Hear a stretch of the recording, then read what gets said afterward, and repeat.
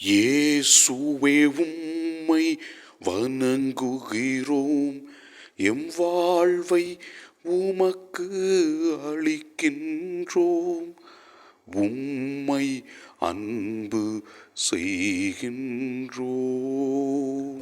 தாயாம் திரு அவை இன்று திருத்தூதர்களான புனித பேதுரு மற்றும் சின்னப்பரின் திருவிழாவை சிறப்பிக்கிறது.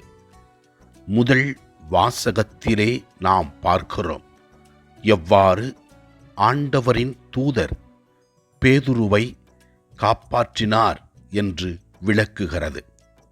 இரண்டாம் வாசகத்திலே நாம் பார்க்கிறோம் எவ்வாறு புனித சின்னப்பர் கிறிஸ்துவிற்காக நல்ல ஒரு வாழ்க்கை வாழ்ந்தார் என்றும் நல்ல ஒரு ஓட்டத்தை ஓடினார் என்றும் அவருக்காக தயாரிக்கப்பட்டிருக்கின்ற பரிசிற்காக காத்திருக்கிறார் என்றும் கூறுகின்றார்.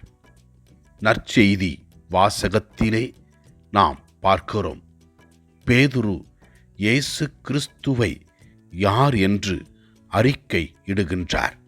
இதோ நாம் இவ்வாறு வாசிக்கின்றோம். சீமோன் பேதுரு மறுமொழியாக, நீர் மெசியா, வாழும் கடவுளின் மகன் என்றுரைத்தார். இயேசு கிறிஸ்து பேதுருவை பார்த்து இவ்வாறு கூறுகின்றார், உன் பெயர் பேதுரு, இந்த பாறையின் மேல் என் திருச்சபையை கட்டுவேன் என்றும் ஆண்டவர் அவருக்கு ஆசிரை கொடுக்கின்றார் என்று பார்க்கிறோம். நாமும் ஆண்டவரின் அருளை பெற்றிருக்கின்றோம். திருமுழுக்கின் வழியாக கிறிஸ்துவின் சீடர்களாக வாழ அழைக்கப்பட்டிருக்கின்றோம். எவ்வாறு புனித பேதுருவும் புனித சின்னப்பரும் இயேசு கிறிஸ்துவிற்காக வாழ்ந்து நற்செய்தியை பறைசாற்றினார்களோ அதேபோல வாழ்கின்ற நாம், நவீன உலகத்தில் இருக்கின்ற நாம் கிறிஸ்துவை அறிந்து கொண்டு கிறிஸ்துவிற்காக வாழ்வோம். அப்போது நம் வாழ்க்கையில் பல அற்புதங்கள் நடக்கும். ஆண்டவரை நோக்கி நமக்காக ஜெபிப்போம்.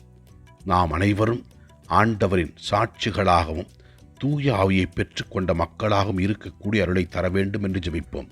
ஆண்டவரை நோக்கி தனிப்பட்ட தேவைகளுக்காக ஜெபிப்போம். எல்லாம் அல்ல இறைவன் தந்தை மகன் தூய ஆவியார் ஒவ்வொருவரையும் ஆசிர்வதிப்பாராக. இயேசுவுக்கு புகழ். மரியே வாழ்க. ஆமன்.